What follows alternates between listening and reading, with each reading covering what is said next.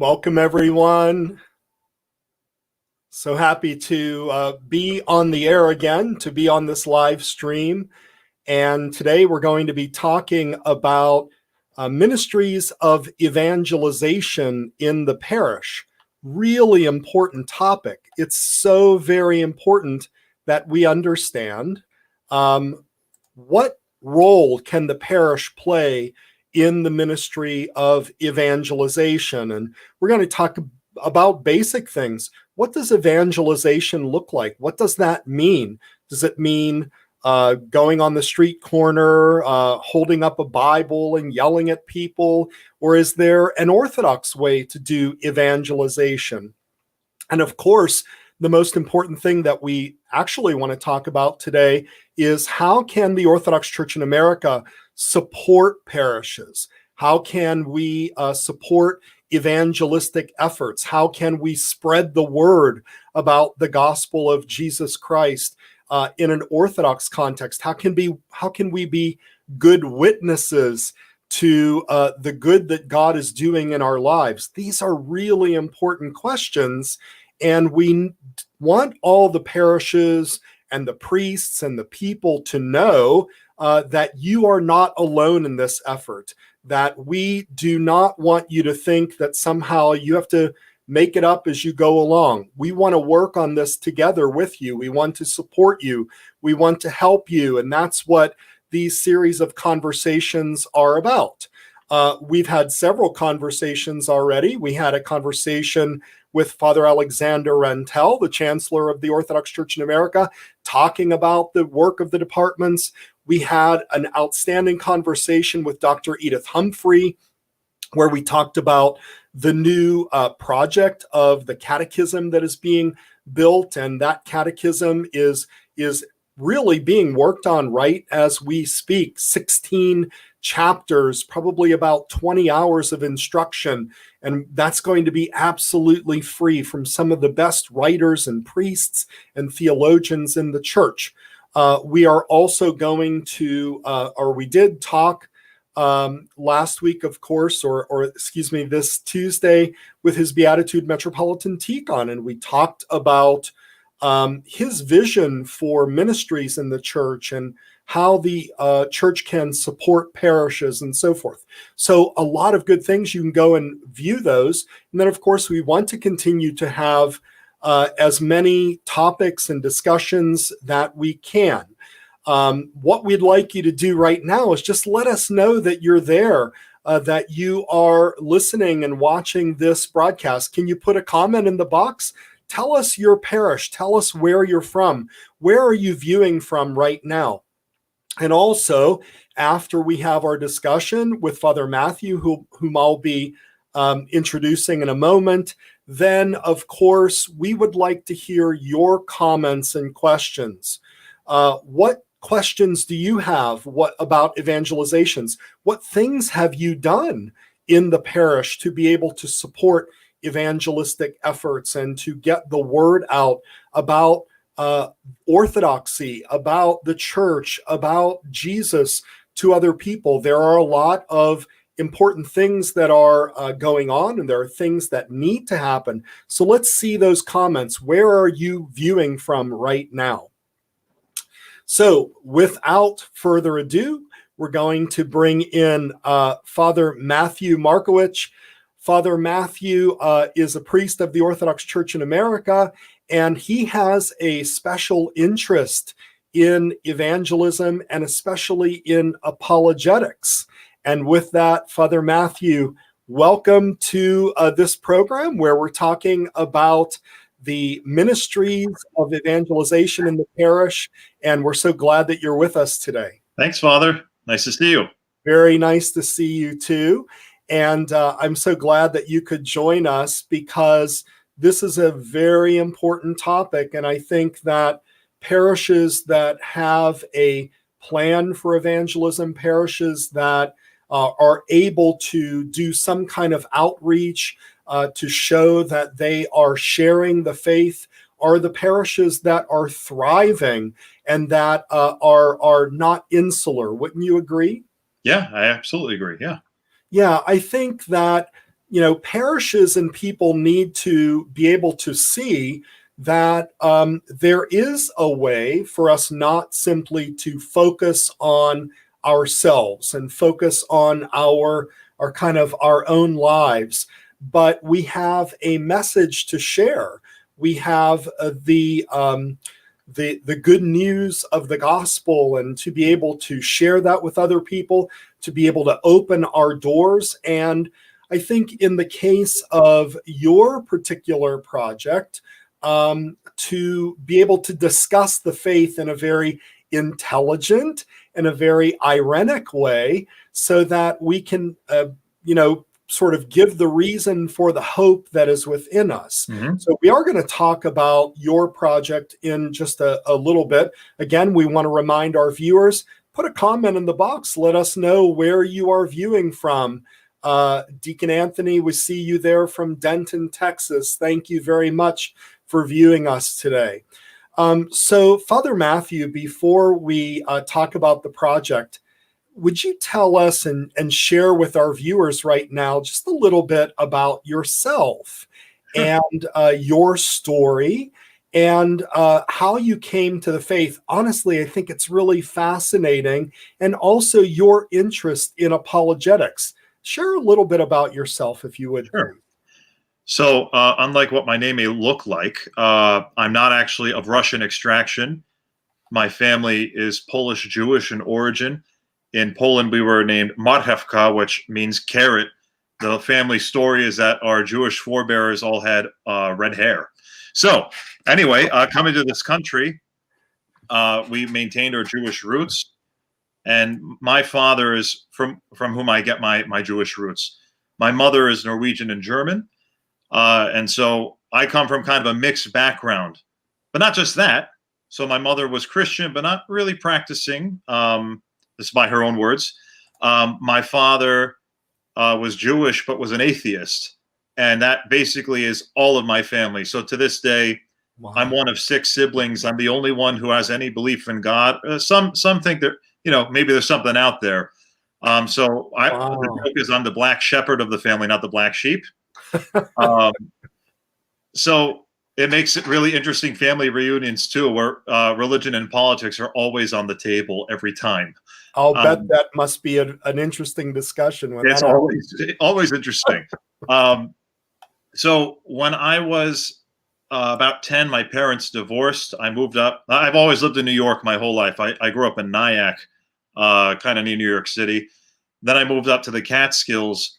And when I was about 13 or 14, I forget which, I went through, it's ridiculous looking back on this, but at this age, you think that when you're dating someone, you could be in love. I'm not sure if that's true, but I was obsessed with someone. She broke my heart.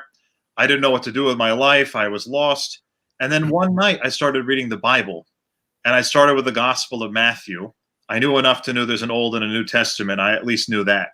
But otherwise, effectively, I was a none, N-O-N-E. Effectively, sure. I had no real background in it. Okay. And I knew that night, reading the Gospel of Matthew, I had no clue what I was reading, not even iota. I had no idea what it was about, but I knew it was all true. I knew everything I was reading was absolutely true. Amazing. And from that day, everything changed. But this is where the apologetics part comes in, which was I was raised in sort of an atheistic atmosphere. My father didn't try to get rid of our faith completely, but he was very open about his lack of belief. So I guess even when I first became a Christian, some of the first questions I asked as a 14-year-old is, how do I know this is true? How do I know this isn't just in my head? How do I know that the Bible is true? How do I know that my church is the right church? And all these questions kept going on for me. And honestly, without this stage, I would not be Orthodox today, I'm convinced. Wow. Because it led me to question everything, and too much. I would spend nights writhing in agony wondering, is there a God? I mean, this is kind of intense for a 14-year-old, but I really wanted the truth. I was just going to say, I think that's really a good thing. In other words, maybe in your family background, that might have seemed like an oddity. But more and more people are sort of really digging in and making decisions based on the information that they're reading. And of course, we have the internet, which has a lot of different information. It is certainly a marketplace of ideas. And I think that, you know, your care, the care at which you took to be able to say, you know, I want to see if these things are true, is really a good thing. I did want to ask you a question before you go on with your story, and that is, you said that when you read the Gospel of Matthew, which I think is so appropriate that you did read his gospel, you said, I knew when I was reading these things that they were true. How did you know that? Was it a somehow a movement of God in you, or was there some rational thought like there's something to this? So I'll just say, reflecting on it has been the great struggle of my life since. But at the time, it was so, and I still do feel this way. It's just, you know, I can question.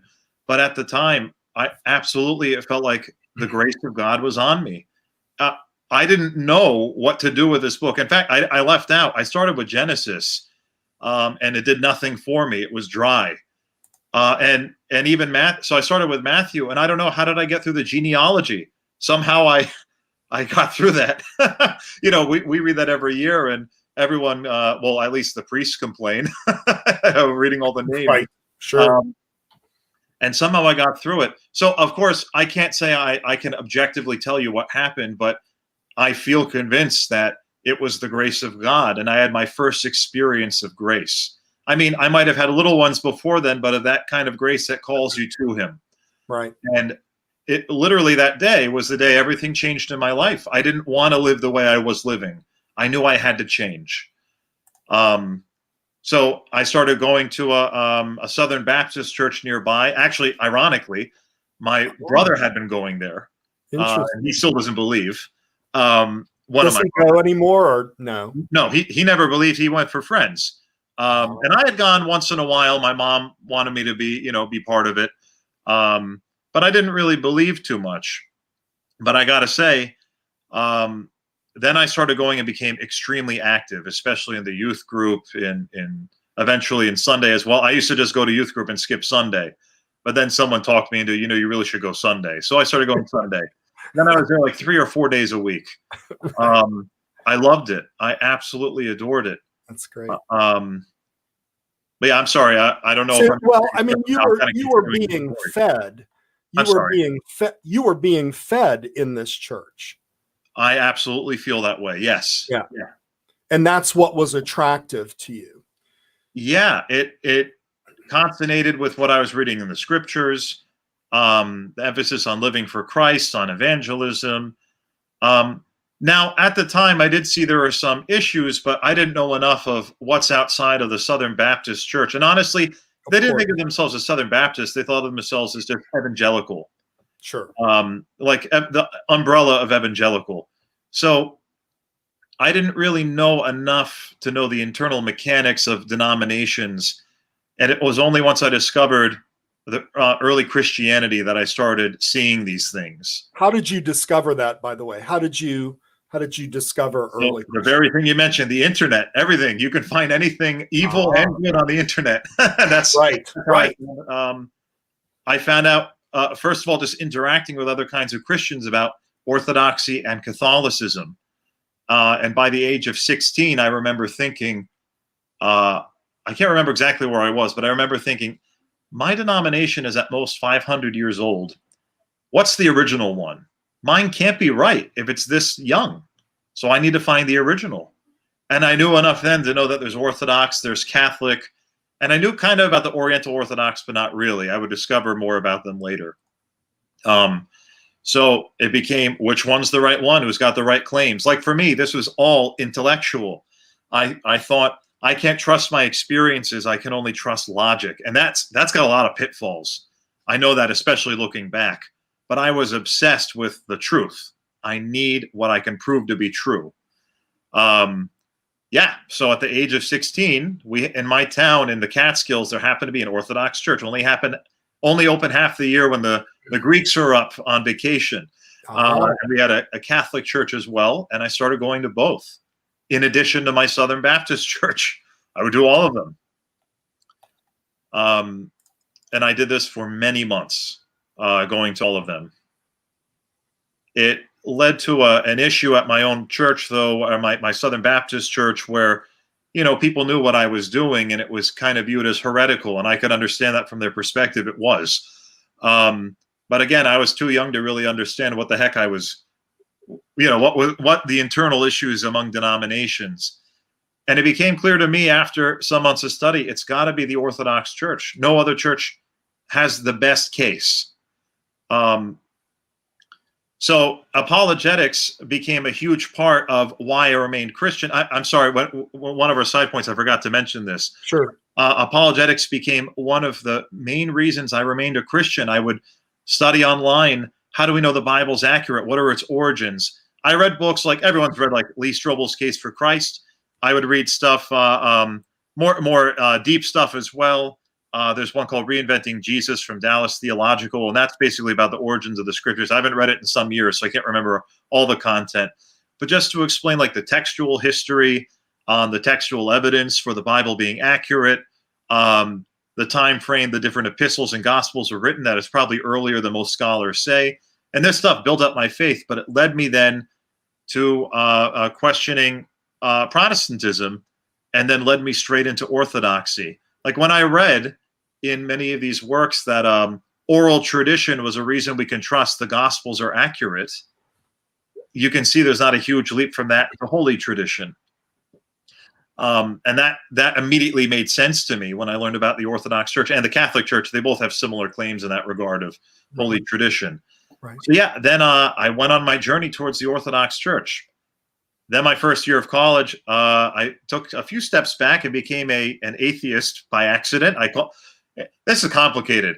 And in fact, I was a kind of atheist called a solipsist. If you want to know what that is, this kind of atheist who's an absolute nut job, and that's what I was. Maybe I still am. So it's the idea that only you exist. Because you can't, I became so obsessed with logic, it became, how do I know other people exist if I can't prove it? And so I thought maybe other people don't exist. I went nuts. It was, after a year of this, my second year of college, I found my faith again. I knew it was the Orthodox Church. I started going to, actually, my neighbor priest half an hour away became my priest. I was chrismated there, and I met my wife in college. She was a Pentecostal, not for long. Then she became Orthodox, and then we both went to seminary, St. Tikhon Seminary, after college. That's amazing. And now I've been in my church here 6.5 years in Ballston Spa, New York. That's incredible. That's incredible. So you mentioned apologetics a lot, and that's really what we want to talk about today. I guess there's two issues. Number one, the idea that, apologetics is a very specific way of presenting the faith and defending the faith and answering questions about the faith, usually from our detractors, right? Mm-hmm. There are certain questions that are asked. Answer this question for me. What is the difference between good apologetics and bad apologetics? And is there such a thing as bad apologetics? So you're speaking in the face of objections by others. What's a good kind of apologetics? What's a bad kind? Right. I'm not sure I can think of a simple answer for that. I can definitely say one of the main issues I have is one of style. In 1 Peter, I think it's 3:15, when St. Peter says, always have a defense for the faith that you hold within you. He says, with all meekness and fear. That's often left out, the meekness and the fear. Often these apologetical debates involve a whole lot of pride. And of course, I can't judge people, but I can at least say, from my perspective, the pursuit of apologetics is often a pitfall into losing your soul. Where, it's one person versus another. It's you prevailing over the other. It's you developing a reputation as a good arguer, a good debater. And I think that's where apologetics often takes a nosedive off a cliff. It might have the right message, but it goes the wrong direction. So I do think there's a bad way of doing apologetics. I think it really has to be done with meekness and fear, or you could lose your own soul or the souls of those around you. It's like Christ said to the Pharisees, you cross water to make a convert and you make him twice as much a son of hell as yourselves. In my opinion, that's one of the big pitfalls of apologetics. This is a really important point, and I just want to take this just a bit further.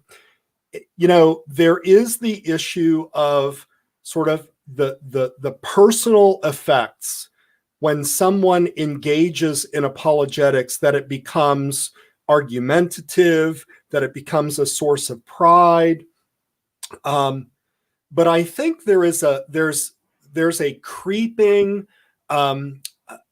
idea, there's a creeping understanding out there. And Father Mathew, you and I have had pretty extensive discussions about what we are observing on the internet for what is today called Orthodox apologetics. Yeah.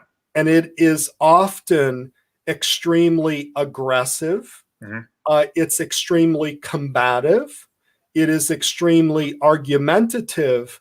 And what happens is you might attract like-minded people by such tactics. But what you do is you turn off the other 90% that are not really attracted by such argumentative approach. Yeah. Would you agree with that? I absolutely agree. Yeah. Yeah. You know, let's kind of get to the point here.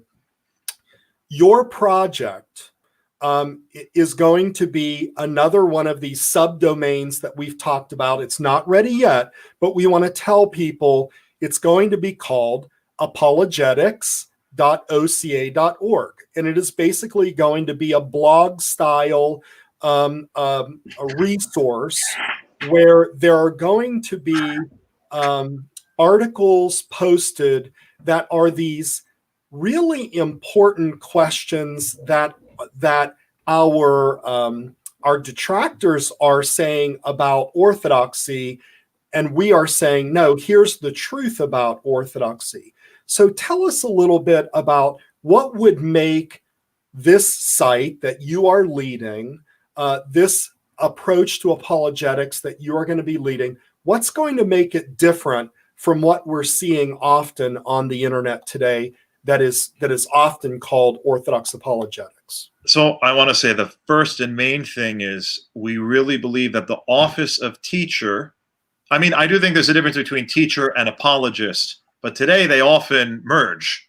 Apologists are treated like teachers, but the office of teacher properly belongs to the episcopacy, to the priesthood, the diaconate, and not to everyone. So that's one thing that we're really trying to emphasize is we're under the oversight of the Holy Synod. We are primarily led by priests, although lay people, of course, are welcome. But the whole idea is the office of teacher historically has always been in the hands of the clergy. This is even said in our own canons, that it's improper for a layman to be a teacher without a bishop or a priest blessing him or her to do so. So it's the same in this case. Like how many clergy watching this would want just anybody teaching Sunday school? You'd want to know something about them first. You want to vouch for them before they teach. You want to know what they're going to say. So it's the same sort of thing that what kind of person do we want being a public face of our church to outsiders and to our own people? Hopefully someone who is approved by the clergy. So that's our main, I think the best benefit of this apologetics initiative is we're under the Holy Synod and we are primarily priest-led. And in terms of the approach that you would be taking, will you have certain standards in terms of academics and in terms of the approach that you're going to take? What kind of standards are you going to have of the people that are going to write and speak on these apologetic issues?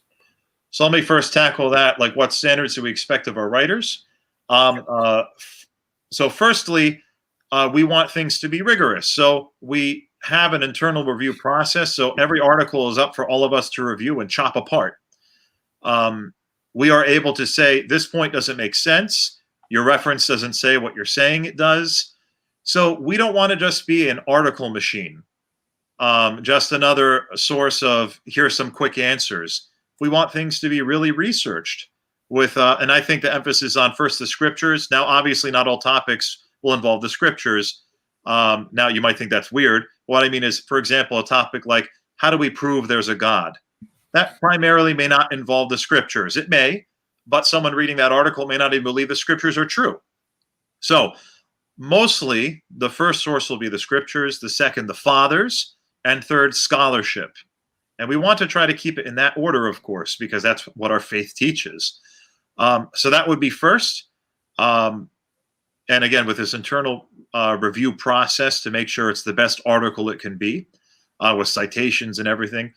The second thing is we are deliberately avoiding polemics. So this issue that we just spoke about, we want to absolutely not engage in any polemical debates. So we're not going to challenge people, call them out. We're not going to heresy hunt.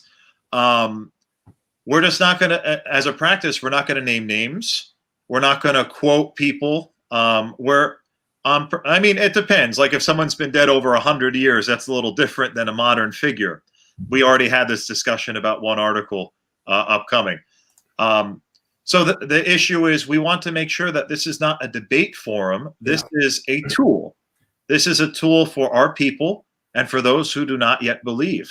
This is not meant to squash the followers of whoever it is in the world.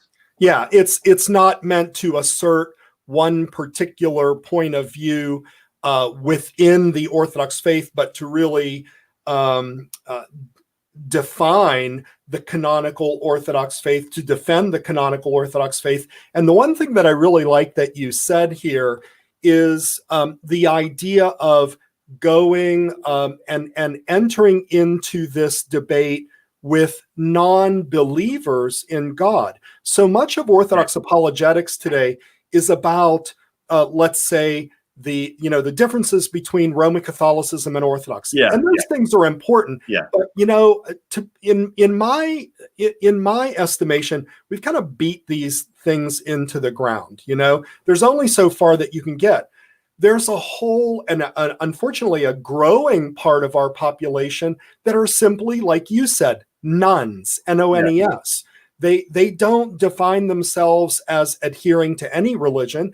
They don't even believe in God. And so, maybe if 40 years ago we were targeting, let's say, okay, we're gonna really go after the evangelicals. They seem to be very attracted to orthodoxy. I think we've kind of perfected that approach now. I think you're right. We've been there, done that. But what we have not really explored, and what we hope that your approach is going to explore, is reaching out to people that there is a God. And here's why we can prove that there is a God to those who are open to hear it. Right. Yeah, this is a really important point. Okay, so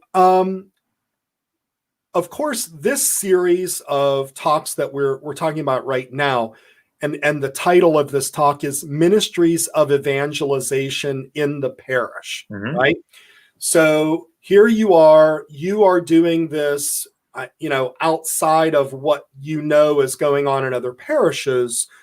Tell me how your project and this project is going to benefit parishes and priests and people. What's it going to do to kind of move the ball forward? Sure. So I think something that comes up all the time as a parish priest, I'm sure you have this too, Father, is people say, someone at work asked me about this part of my faith and I had no idea what to say, so I said nothing. Or when people say, hey, what's Orthodox? I just tell them, well, you're a kind of Christian, right? Well, it's like what you do, just harder. which is a really sad way of Yeah, explaining what right, we believe. right. Defining ourselves by how difficult we are. Yeah, we're the Marines of Christianity. Yeah, exactly. Rather than like we are actually Christianity, we are Christianity par excellence. Um, so, in my opinion, many clergy, many laity, just don't know what answers to give for certain questions, or themselves don't know why we believe what we believe. Um, I remember in one of my first churches, I haven't had many, but there was a woman who asked once, "What does Theotokos mean?" A grown woman, which I don't mean to embarrass her. Of course, it's a legitimate question, but I just thought, wow, people have lived their whole lives and never learned this very basic concept. Right. So I think apologetics, of course, there's a lot of overlap with dogma, with a kind of catechism in that sense. But this is really meant for people to be able to explain their faith to others. Also, I think a big portion of it is a lot of people's faith is kind of weak, and they may not be able to admit that, or they just don't know what to do. And it might be weak because they just don't know how to explain what we believe or how to even prove any of it's true. So this is to build up people's faith, to give them answers, and also as a missionary tool. If you have someone come to your church father who's, your liturgy is interesting, but I just don't know about everything that you say, you can point them hopefully to this website, and we might have answers to some of the questions they have. Great. Or you might already have these, you might have read it yourself and already have this in your tool belt. Right. So that's how it's meant to be empowering, because I think for a long time, Orthodoxy has really emphasized the experiential conversion, the Saint Vladimir conversion. When his emissaries were in Constantinople, didn't know if they were in heaven and on earth. Good well, point. Saint Vladimir he seemed like a simple man. And I don't mean that as an insult. I mean that, why did he reject Islam? They rejected alcohol. That was his reasoning. Yeah. Very simple. Yep. So he chose heavenly worship. Well, the thing is, a lot of people do have that kind of simple faith, which is not bad. But a lot of people also do not have that simple faith and really want everything they believe to be proven. So I think we have to do more than just appeal to people on the level of experience of worship, which we need to emphasize, absolutely, but also on the level of how do we know these things are true? Very, very good. All right. So, we talked about what your plans are. Just give us an idea, if you would, please. I know, not everything is fleshed out yet. Some things are being developed, but give us an idea of some of the topics that you hope to cover in this apologetics site. If you don't mind, I'm going to open that then. I have that right here. No problem. And, while you're doing that, we want to remind everybody that this series of conversations that we are having about having these supportive ministries come out of the Orthodox Church in America to help your parish grow. That's really important. And so, the one message that we want to make sure that everybody knows is supporting these resources is an important aspect of our ministry as the Orthodox Church in America, and we do need your help. We want you to go to oca.org/stewards, and if you can give either a one-time gift or a monthly gift to be able to support the development of these ministries, we would greatly appreciate it. Okay, so Father Mathew, what types of topics are you going to be covering in this particular apologetics site? Sure. Well, we have a list of, I think, 70 potential topics right now. I'm not going to obviously read all those. Yep. Yeah. So, like ones on epistemology, for example. I'm writing an article now on St. Vincent of Lérins and the Commonitorium, how to know what doctrine is true doctrine versus what's false. Orthodox reception theory versus magisterial reception theory. I mean, that's a little highfalutin. The Bible, historicity of the Bible, fallibility of the Bible, authorship of the Bible, the role and definition of Scripture and tradition. Then different biblical sorts of debates like justification, sanctification, the authority of the Septuagint versus the Masoretic text. Is one false? Is one true? Are they both true in some way? We even thought we could do head coverings and hats, because why not? People like to debate that sometimes. Ecumenical councils, what are the roles of them? I could go on and on about this. Right. Oneness of the church. Yeah, so that's just to give an idea. And I didn't even get to the section on atheism and theism. That's the last section. Sure. We have quite a number of points as well. And that's going to be fantastic. So here's what I want to do. We have a lot of listeners out there right now, a lot of viewers. And I did ask you, let us know where you're from. We have a few of those comments on there. We have Deacon Anthony from Denton, Texas. We have Brandon. He is in the Church of Sweden, USA. We have, Carlos, he says, good afternoon, everyone. I follow here from Brazil. Very, very good to have you. So the one thing I want to ask our viewers right now is, are there topics that you would like to see covered? Put that in the comment box right now. Oh, here's Jesse Dominic. I think you might know him, Father Matthew, fellow St. Tikhon's grad there, tuning in from Moscow. Very, very good to have you, Jesse. Thanks for all your work. All right. So let's look at some of the comments here, but also in terms of topics that you would like to see, put those in the comment box. We'd love to hear from you. Father Matthew, you were talking about the idea of, head coverings and so forth. Yeah. There is a comment here. And Maureen O'Brien says, excellent show. I was baptized, I guess, Russian Orthodox in Detroit in 1957 and loved it until I moved to Los Angeles, 1980, when my beloved Russian Orthodox grandmother back home died. I went to a small Russian Orthodox church in the Hollywood Hills to say some prayers for an old babushka. Nun shook her finger at me because I was wearing culottes, which I guess are like a type of shorts. And it says that she threw me out, even though it was a silk suit and was the best outfit I owned. So, we might even be, I think there's sort of a popular level of this, and that is, besides the apologetics, Father Matthew, you and I also talked about fielding questions from people. Yeah. Now, right now, the OCA has an archive of Father John Matuszak's questions and answers of blessed memory. He did a great job of that. We want to continue that. Right. We want to continue fielding those questions. It's very, very important.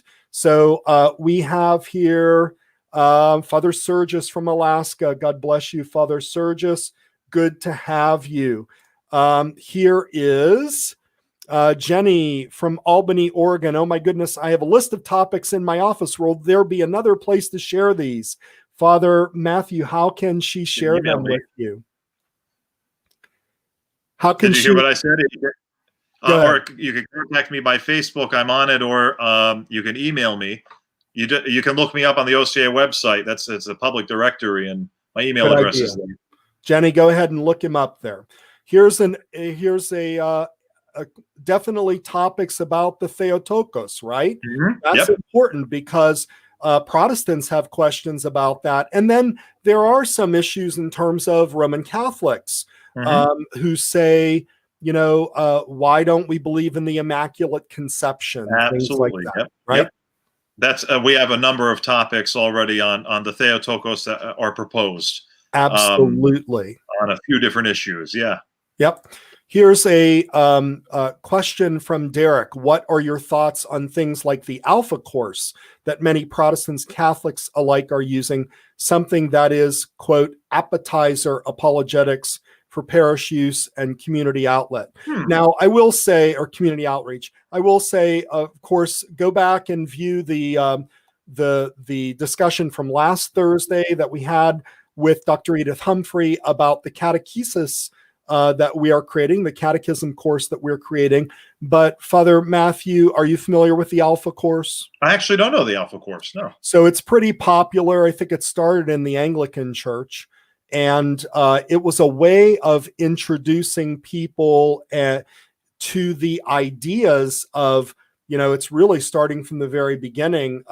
about God and about Christ and who he is. And it's kind of a way to bring people in other words, Derek, if I'm correct, it was kind of an open course. Hey, are you interested in Christianity? Do you want to learn more about it?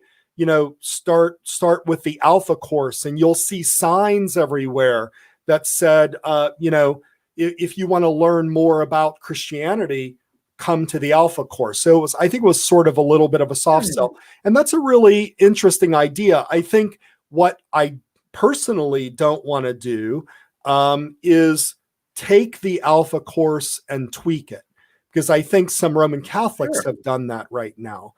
They're taking that Alpha course and they're just kind of tweaking a little bit, but maybe the approach itself could be truly Orthodox. I don't know. So anyway, good questions there. You okay? All right. Yes, I was getting a phone call and it went through my computer. Sorry. No problem. So any other topics or anything like that? We'd love to hear from you. Father Mathew, we're going to wrap up our conversation here. In terms of the support, and this is an important topic that we do want to talk about. Can you just give us a little bit of an idea of why is it important for people to support this particular effort? Often, and I had said I was speaking with Father Alexander Rentel, and I kind of said priests have sometimes difficulty talking about money. I personally do. But Father Alexander reminded me that, no, we should not have problems talking about money. And he's right. We should be able to ask people to support these good things. So if you could just give us your thoughts on why is this effort worthy of their support? Absolutely. Actually, my church is going through something right now where we're proposing for next year's budget to have a charity fund, which we have not had in the past. So I don't want to get too down that road, but we were able to afford it this year, amazing with COVID-19 and everything. So, but when I was thinking about doing this, I thought, if I'm at a church that I know is giving so much to help the needy, that makes me feel really good about my church. I'm not just covering overhead. I'm not paying the priest salary only. I mean, you have to do that stuff too. I'm not just paying for the trash to go out or coffee hour. I'm paying to help the poor. It's fulfilling. And so in the same way, when you see initiatives like this, hopefully you think, I'm not just here to make sure the Metropolitan has his paycheck and his driver and et cetera, or the administration, but that there's all of these ministries taking place under the umbrella of the OCA, because the church is trying to be proactive. We're not just here to keep things going to make sure the lights stay on. We're here to really make a difference, to actually make a change in our culture. Things like the Apologetics ministry is really meant to expand the church and to build up the church. So I would be more excited about that than administration. So it's good to know that you're part of a church that really wants to use that money for a big vision. It's really a very, very good point. And thank you for saying that, because, we have many different types of parishes in the Orthodox Church in America. We have very large parishes and we have very small parishes. But this type of work, not everyone is capable of it. Everybody in the body of Christ has different gifts, right?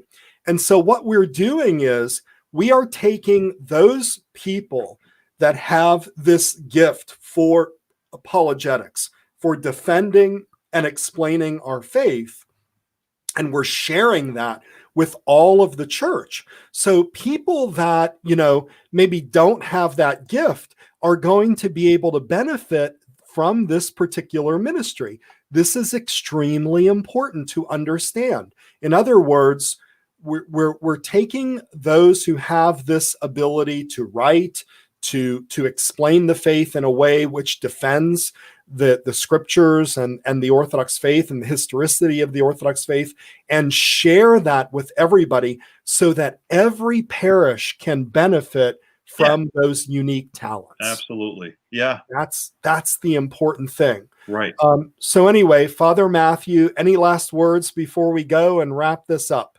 I will just say we are still looking for people who want to contribute. Now, that doesn't mean that if you say, "Oh, me," that we're necessarily going to accept all and sundry. And by contribute, you mean write. Yeah, absolutely. If you'd like to write, either it's through sending questions, or maybe you're actually qualified in a certain field. Maybe you have your master's degree in church history. Maybe you are literate in biblical Hebrew and ancient Greek. These types of assets are really useful for us. So feel free to contact me. Of course, if you're, I'd like to know who your priest is, etc., and see that you're vouched for. We don't want people to be anonymous in this project. And that's another thing that I forgot to say. All articles will have names on them. No one's anonymous here. So yeah, I just want to open up that door. If you are interested, please contact me and let me know. That's really good. Thank you for mentioning that. Thank you for all your work. And the other thing that I will say is that, the reason why we are raising funds for efforts such as these is those who are writing for this, the Bible says that the laborer is deserving of his wages, right? No one is sent out to war for free. Mm-hmm. And so we want these soldiers to receive something. I mean, it's going to be nominal, but we do pledge that those who are going to be writing for this will receive a small stipend for their effort to know that the church values their work and appreciates it. And on behalf of the entire church, the people that are supporting the stewards of the Orthodox Church in America, they are sponsoring this type of development and this type of work for the benefit of the entire body of Christ. Absolutely. So, Father Mathew MMarkewich, thank you so much for joining me today. I really appreciate it. Again, they can check out the OCA directory if they want to contact you and want to learn more about this project or want to be able to contribute as a writer or a supplier of information for this work. Thank you so much. I appreciate your time. Thanks, Father. Thanks. Take care. All right. So that was a great conversation. And it's really important that we have ministries like this to support parishes. That's the most important thing. All of this is going toward the work of building up the body of Christ. No parish, and I believe this firmly, I am a parish priest. I can't do everything by myself. I shouldn't have to be a one-man band that does all of these things and is expected to know all of the answers. I can't know all of the answers. The departments of the Orthodox Church in America, they are multifaceted: religious education, liturgical music, Department of Evangelization, and many other departments, pastoral life, and so forth. There are things, the Office of Pastoral Life, there are things that only specific people really kind of have the ability to do. But all the parishes, all the clergy, all the people are able to benefit from your gifts. So we're asking you to take an opportunity right now to give a gift, if you would please. Go to oca.org/stewards. If you can give a one-time gift, that's great. If you can pledge a monthly gift, we would really appreciate that. Give according to your means. We want you to support your parish first and foremost. That is the most important thing. We want you to keep the lights on in your parish. We want you to be able to pay your utilities. We want you to be able to pay your clergy, your choir director, your custodial staff, the secretarial staff, everybody that works at the church. They need to be supported. They need to know that their work is valued. But after you give your gifts to your parish, can you please think about supporting the ministries of the Orthodox Church in America? These ministries will directly benefit your parish. I promise you that. These things are being developed. There are more and expanding ministries that are able to do those things that are helpful to the parish. So if you can support with a monthly gift or a one-time gift, we would greatly appreciate that. Thank you very, very much for tuning in. We appreciate it very much. If you have any questions about anything, please contact me at tsoroka@oca.org, and I'll be happy to assist you with any questions that you have. We don't have any other broadcasts scheduled, but I hope to have maybe a weekly or a bi-weekly broadcast to bring you more information about the work that's going on in the ministries, and also just to be able to talk and talk about things and get your views. Remember, this Sunday is Stewards of the Orthodox Church in America Sunday. So if you can give to the OCA through your parish, we would appreciate that very much. Or go to oca.org/stewards and pledge your monthly support. God bless you all. May God keep you and grow your parishes so that God would be able to continue to work through your hands and through your work, through your gifts, so that we can do everything to the building up of the Orthodox faith. May God richly bless you. God bless you. Bye-bye.